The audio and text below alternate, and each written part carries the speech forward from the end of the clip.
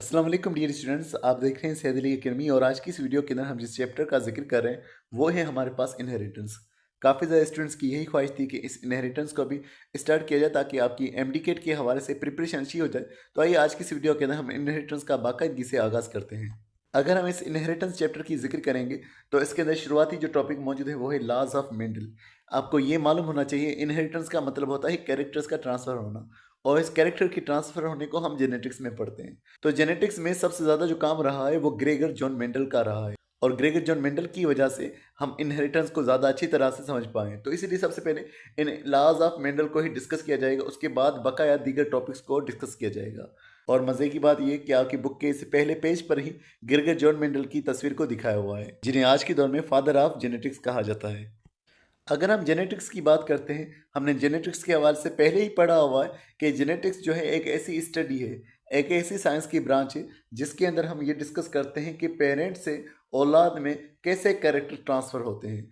Parents में से औलाद में कैरेक्टर्स का ट्रांसफ़र होना ये जेनेटिक्स में डिस्कस किया जाता है। मिसाल के तौर पर पेरेंट की हाइट जो है वो टाल है, तो टाल हाइट किस तरह से औलाद में ट्रांसफ़र होती है उस मैकेनिज़्म को जेनेटिक्स में डिस्कस किया जाता है। तो इसके अंदर हम पैटर्न ऑफ इनहेरिटेंस डिस्कस करते हैं, इनहेरिटेंस किस वजह से होती है, और अगर कुछ चेंजेस आ जाते हैं औलाद के अंदर तो वो चेंजेस भी किस तरह से आते हैं। ये सारी चीज़ें जेनेटिक्स में पढ़ी जाती हैं। अब मज़ीद लिखा हुआ है कि शुरुआती तौर पर हमारे पास इतनी ज़्यादा नॉलेज नहीं थी, तो हमारे क्वेश्चंस भी सिंपल हुआ करते थे। लेकिन जैसे जैसे हमारी नॉलेज में इजाफा हुआ, जैसे जैसे साइंस ने तरक्की की है, तो हमारे क्वेश्चंस जो हैं वो भी कॉम्प्लेक्स हो गए हैं, वो भी मुश्किल क्वेश्चंस हमारे पास हो गए। आज के दौर में जो हमारे पास मुश्किल क्वेश्चंस हैं जिनको हम लोग जेनेटिक्स के ज़रिए से हल कर सकते हैं, जिसमें मेंडल का कॉन्सेप्ट है हमारे पास, मेंडल के कॉन्सेप्ट के ज़रिए से हम उन सवालों को हल कर सकते हैं। मेंडल के बाद के दिए हुए मुख्तलिफ कॉन्सेप्ट हैं उनके ज़रिए से इन सवालात को हल कर सकते हैं, और जेनेटिक्स में जितनी भी तरक्की हुई है उस तरक्की से हम उन सवालात को हल कर सकते हैं। वो सवाल हमारे पास कौन से हैं? पहला सवाल जैसे कि लिखा हुआ है कि कौन से फैक्टर्स हैं जिनकी वजह से जानदारों में सिमिलरिटीज़ रहती हैं, और कौन से फैक्टर्स हैं जिनकी वजह से जानदारों में हमें वैरायटीज़ देखने को मिलती है। मिसाल के तौर पर हम औलाद में देखेंगे तो औलाद में हमें सिमिलरिटीज़ नज़र आएंगी। तो किस वजह से ये सिमिलरिटीज़ आ रही है और किस वजह से वैरायटीज़ हमें देखने को मिल रही है। और दूसरी बात यहाँ पर यह लिखी हुई है कि इनहेरिटेड कैरेक्टर कौन सा होता है, कौन सा कैरेक्टर होता है जो ट्रांसफ़र होता है, और कौन सा कैरेक्टर ऐसा होता है जो ट्रांसफ़र नहीं होता। तो इनहेरिटेड क्या है, नॉन इनहेरिटेड क्या है, ये भी हमें जेनेटिक्स में मालूम पड़ेगा। उसके अलावा लिखा हुआ है अगर एक स्पीशी है, मिसाल के तौर पर इंसान की ही स्पीशी है, तो उसके जितने भी मेंबर्स हैं, हम जितने भी इंसान मौजूद हैं, हमारे अंदर कौन से हेरिडिटी कैरेक्टर्स जो हैं हम सब में वो कॉमन है, और कौन से हेरिडिटी कैरेक्टर्स हैं जो हमारे अंदर डिफर करते हैं, जो हमारे अंदर मुख्तलिफ मौजूद हैं, और कौन सी चीज़ जो है इस हेरिडिटी को कंट्रोल करती है, किस वजह से ये कैरेक्टर्स हमारे में मुंतकिल होते हैं, किस वजह से ये कंट्रोल में रहते हैं। इन सारी चीज़ों को हम जेनेटिक्स में डिस्कस करेंगे। तो सबसे पहले लॉज ऑफ मेंडल का डिस्कस किया हुआ है, ग्रेगर जॉन मेंडल की तरफ से दिए गए लॉज को डिस्कस किया हुआ है। ग्रेगर जॉन मेंडल जो कि एक ऑस्ट्रेलियन मॉन्क थे, ऑस्ट्रेलिया एक छोटा सा मुल्क है यूरोप के अंदर, उस ऑस्ट्रेलिया से ताल्लुक़ रखने वाले एक मॉन्क, मॉन्क हम उन लोगों को कहते हैं जो कि अपनी ज़िंदगी जो है वो लोगों से दूर इबादत में गुजारते हैं, ऐसे लोगों को मॉन्क कहा जाता है। तो एक मॉन्क जिसका काम सारा दिन चर्च के अंदर होता था, लेकिन उन्होंने जो है बायोलॉजी के अंदर इन जेनेटिक्स के लाज दे करके जेनेटिक्स को तरक्की दिलाई है। अब इनके हवाले से शुरुआती तौर पर यह लिखा हुआ है कि शुरुआती तौर पर भी जेनेटिक्स में एक्सपेरिमेंट हुए थे। उन एक्सपेरिमेंट्स को हाइब्रिडाइजेशन एक्सपेरिमेंट कहा जाता है। हाइब्रिडाइजेशन का मतलब यह है कि मुख्तलिफ प्लांट्स को वो मिक्स करके देखते थे कि औलाद कैसी होती है, यानी कि अगर एक प्लांट हमारे पास मौजूद है, उस प्लांट के पोलन ग्रेन दूसरे प्लांट में ट्रांसफ़र करते थे और देखते थे औलाद में कौन से कैरेक्टर्स पहुँचते हैं। लेकिन जिन्होंने भी वो काम किए थे एक्सपेरिमेंट पहले, उनके एक्सपेरिमेंट नाकाम हो गए थे। वजह क्या थी? एक तो उनके पास तरीका नहीं था, उनके पास मेथडोलॉजी नहीं थी, उन एक्सपेरिमेंट्स को कंडक्ट करने का तरीका नहीं था। दूसरी चीज़ कि चॉइस ऑफ मटेरियल, यानी जिस ऑर्गेनिज्म के ऊपर वो काम कर रहे थे वो भी उनके एक्सपेरिमेंट को सपोर्ट नहीं कर रहा था। तो इस वजह से ग्रेगर जॉन मेंडल से पहले जिन लोगों ने काम किए वो सारे काम जो है वो फेल हो गए थे, लेकिन ग्रेगर जॉन मेंडल को जो है उन एक्सपेरिमेंट्स के अंदर सक्सेस हासिल हुई, कामयाबी हासिल हुई, और उन्होंने जो रिजल्ट निकाले वो भी लॉजिकल रिजल्ट्स थे, यानी कि वो भी रिजल्ट ऐसे थे जो किसी को सेटिस्फाई कर सकते थे। अब मज़े लिखा हुआ है कि ग्रेगर जॉन मेंडल की कामयाबी किस वजह से थी। एक तो उन्होंने जो मटीरियल चूज़ किया था, यानी जो पीजम सेटिवम मटर का पौधा उन्होंने चूज़ किया हुआ था, और दूसरा उनका जो तरीक़ेकार था, तरीक़ेकार उनका एक तो बिल्कुल सिंपल था, और पीजम सेटिवम को चूज़ करना ये उनके लिए कामयाबी का वजह बना। रीज़न सेटिवम उनके लिए कामयाबी की वजह क्यों बना? क्योंकि ये ईज़ी टू कल्टीवेट है, उसे आसानी से ग्रो किया जा सकता है, उसे आसानी से उगाया जा सकता है। कुछ ऐसे प्लांट्स हैं, मिसाल के तौर पर अगर हम बात करते हैं, हमारे पास भी जैसे प्याज का पौधा होता है, राइस के पौधे होते हैं, तो उनका कल्टीवेशन कुछ ज़्यादा मुश्किल होती है। तो पिज़म सेटिवम की कल्टीवेशन बहुत ही आसान होती है और वो बहुत तेज़ी से ग्रो भी कर पाता है। उसके अलावा ये एक सेल्फ पॉलिनेटेड प्लांट है, ये खुद से पॉलिनेशन का प्रोसेस कर सकता है। मज़े लिखा हुआ है, इसके फ्लावर बड़े होते हैं और इसके अंदर हम क्रॉस पॉलिनेशन भी कर सकते हैं। क्रॉस पॉलिनेशन का मतलब है कि एक फ्लावर के पोलन ग्रेन को हम दूसरे प्लांट में ट्रांसफ़र करते हैं। तो क्रॉस पॉलिनेशन भी हम कर सकते हैं। तो कुछ प्लांट्स का ये मामला होता है कि अगर उनके अंदर हम दूसरे प्लांट के पोलन ग्रेन ट्रांसफ़र करते हैं, तो वो प्लांट जो है एक तो ऑफस्प्रिंग प्रोड्यूस नहीं कर पाते। अगर ऑफस्प्रिंग प्रोड्यूस कर भी पाते हैं, तो वो भी नॉन फर्टाइल होता है क्रोमोसोम के फ़र्क की वजह से। लेकिन यहाँ पर इन्होंने जब क्रॉस पॉलिनेशन कराई है, तो जितने भी ऑफस्प्रिंग प्रोड्यूस हुए, वो सारे के सारे फर्टाइल थे, यानी कि वो भी आगे अपनी नस्ल को कंटिन्यू रख सकते थे। मिसाल इन्होंने टाल को जब क्रॉस कराया है डार्फ के साथ में, तो टाल और डार्फ के नतीजे में जो प्लांट प्रोड्यूस हुआ, वो भी फर्टाइल था, वो भी अपनी नस्ल को आगे कंटिन्यू कर सकता था। तो आगे वही बात लिखी हुई कि वो एक बायोलॉजिस्ट नहीं थे, तो उन्होंने कॉम्प्लेक्सिटीज़ को अवॉइड किया और उन्होंने अपने मैकेनिज्म को सिंपल रखा था, क्योंकि कॉम्प्लेक्सिटीज़ पहले के दौर में जिन लोगों को हुई थी, उसी वजह से उनका काम नाकाम रहा था। लेकिन मेंडल ने सिंपल रखा अपने पूरे प्रोसीजर को और सारी रिजल्ट को भी वो नोट करता गया, तो इस तरह से उन्हें कामयाबी हासिल हुई। अब यहाँ पर मेंडल के तरीक़ेकार को दिखाया हुआ है। ये एक पहला फ्लावर दिखाया हुआ है जो कि पर्पल कलर का है, लेकिन लिखा हुआ है इस पर्पल कलर के स्टेमिन को रिमूव किया हुआ है। स्टेमिन इसका मेल पार्ट है और यहाँ पर ये जो बीच में पार्ट मौजूद है, ये कार्पल मौजूद है। अब अगर इसी प्लांट के, इसी फ्लावर के अगर स्टेमिन मौजूद होंगे, तो लाजिम बात है वो मेल पार्ट जो है इसी के साथ रिप्रोड्यूस करेगा, ऑफ स्प्रिंग वही प्रोड्यूस होंगे इसके जैसे ही। लेकिन जब इन्होंने स्टेमिन को कट कर दिया है, तो इसके पास मेल पार्ट मौजूद ही नहीं है। फिर इन्होंने क्या किया हुआ है, दूसरे प्लांट के पोलन ग्रेन को, इस वाइट फ्लावर के पोलन ग्रेन को इस पर्पल में ट्रांसफ़र किया है और फिर इस तरह से उन्होंने देखा है कि रिजल्ट हमें कौन से हासिल होते हैं। मज़े लिखा हुआ है कि मेंडल का जो काम था, उसकी कामयाबी की वजह ये भी थी कि उसने जो प्लांट चूज़ किया हुआ था, उसके कई ज़्यादा अपोजिट कैरेक्टर्स मौजूद थे। मिसाल के तौर पर टाल था, तो उसके लिए डार्क कैरेक्टर मौजूद था हाइट के हिसाब से।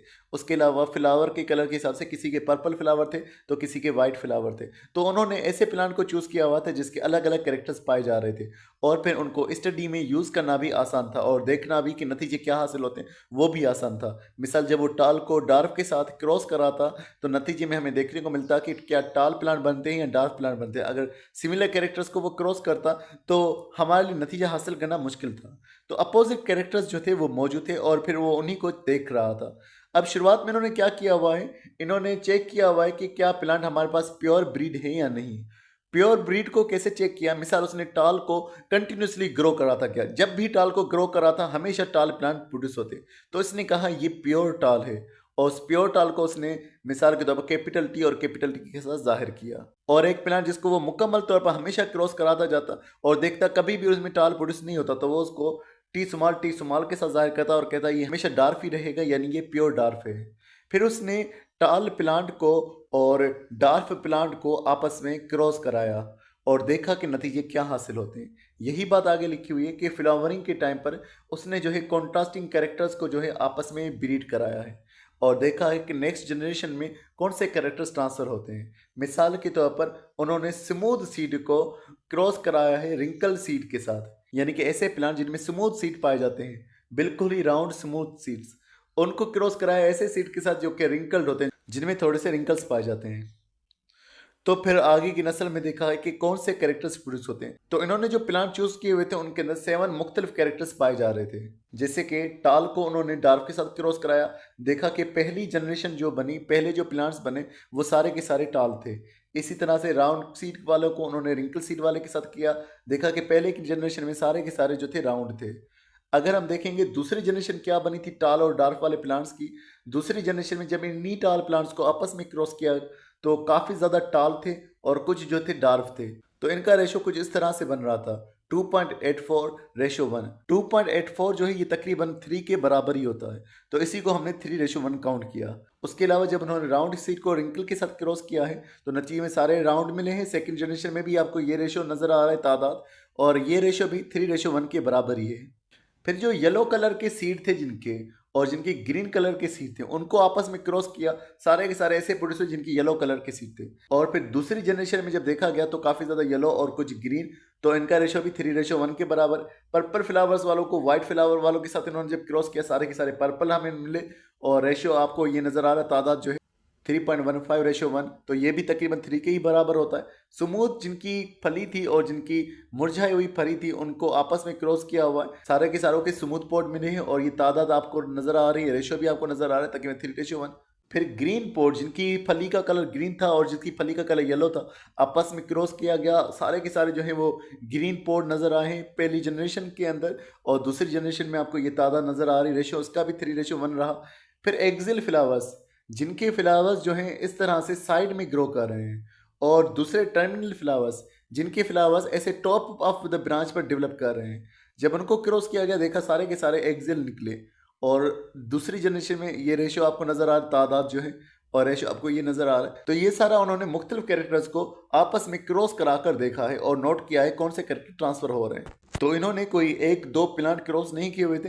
यहाँ आप देख रहे हैं टाल और डार्क के हवाले से तो 787 जो है टाल है और 277 जो है डार्क है। आप इन दोनों को सम करें, आपको पता चलेगा कितने प्लांट्स इन्होंने क्रॉस किए हुए हैं।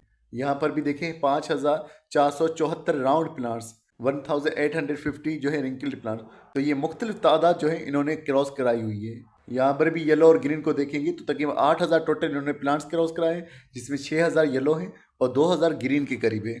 यहाँ पर आपके सामने एक और तस्वीर मौजूद है जिसमें डोमिनेट और दूसरा रिसेसिव को दिखाया हुआ है।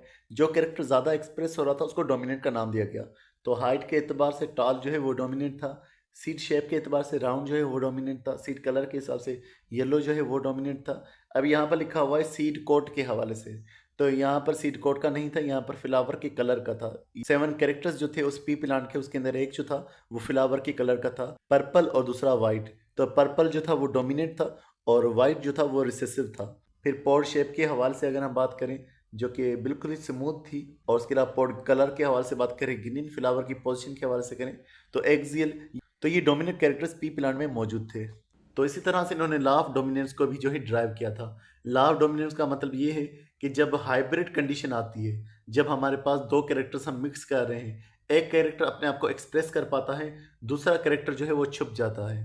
तो जो कैरेक्टर अपने आप को इस हाइब्रिड कंडीशन के अंदर जाहिर कर पाता है वो डोमिनेंट कहलवाएगा, और दूसरा कैरेक्टर जो अपने आप को जाहिर नहीं कर पाता वो रिसेसिव कहलवाएगा। यहाँ पर आपको नजर आ रहे टाल और डार्क, जब इन दोनों को क्रॉस किया गया तो सारे के सारे टाल नजर आए। तो यही बात यहाँ पर लिखी हुई कि पहली जनरेशन के अंदर, F1 जनरेशन के अंदर, जो कैरेक्टर अपने आप को जाहिर कर पाएगा वो डोमिनेट, और जो कैरेक्टर जाहिर नहीं कर सका वो रिसेसिव कहलवाएगा। तो यहाँ पर भी वही बात लिखी हुई कि जब उन्होंने प्लांट्स को आपस में क्रॉस कराया है तो उनके सारे रिजल्ट्स को, F1 की सारी रिजल्ट्स को जो है या F2 की सारी रिजल्ट को जो है उन्होंने रिकॉर्ड के तौर पर रखा है। हर क्रॉस को वो देख रहे थे कि कौन से प्लांट उनके पास हासिल हो रहे हैं। तो नतीजा उनका यही निकला कि जब हम दो कैरेक्टर्स को आपस में क्रॉस करा रहे हैं तो उन दो कैरेक्टर्स में से जो है एक कैरेक्टर जो है अपने आप को जाहिर कर पा रहा है और बाकी अपने आप को जाहिर नहीं कर पा रहा। फिर मज़ीद लिखा हुआ है कि F1 जनरेशन के अंदर जितने भी टाल प्लांट्स प्रोड्यूस हुए, F1 का मतलब है फर्स्ट फिलियल जनरेशन, पहली औलाद वाली जनरेशन। पहली औलाद वाली जनरेशन में जितने भी टाल प्लांट्स मिसाल प्रोड्यूस हुए, उन सारों को आपस में जब पॉलिनेट होने दिया गया, आपस में क्रॉस किया गया, तो सेकेंड जनरेशन हमें मिली F2 जनरेशन। उस सेकेंड जनरेशन में देखा गया कि जो डोमिनेंट कैरेक्टर है और रिसेसिव कैरेक्टर दोनों ही जाहिर होते हैं और वो तकरीबन 3:1 के अंदर जाहिर होते हैं। तो जब उन्होंने मुख्तलिफ प्लांट्स को आपस में ऐसे क्रॉस किया तो रेशो तकरीबन हमेशा जो है सेम नज़र आता था डोमिनेंट और रिसेसिव कैरेक्टर्स का, जो कि तकरीबन 3:1 के बराबर ही था, जो कि आपको यहाँ पर इन सारे प्लांट्स में नज़र आ रहा है। तो डियर स्टूडेंट, मेंडल ने फिर एक और लॉ को ड्राइव किया हुआ था जिसे लॉ ऑफ सेग्रीगेशन कहा जाता है। लॉ ऑफ सेग्रीगेशन के मुताबिक जितने भी ट्रेट होते हैं, ट्रेट का मतलब भी कैरेक्टर, जितने भी कैरेक्टर होते हैं उन्हें कंट्रोल करने के लिए दो फैक्टर्स होते हैं। इन फैक्टर्स को बाद में जीन का नाम दिया गया, यानी जितने भी कैरेक्टर्स हैं उनको कंट्रोल करने के लिए दो जीन होते हैं।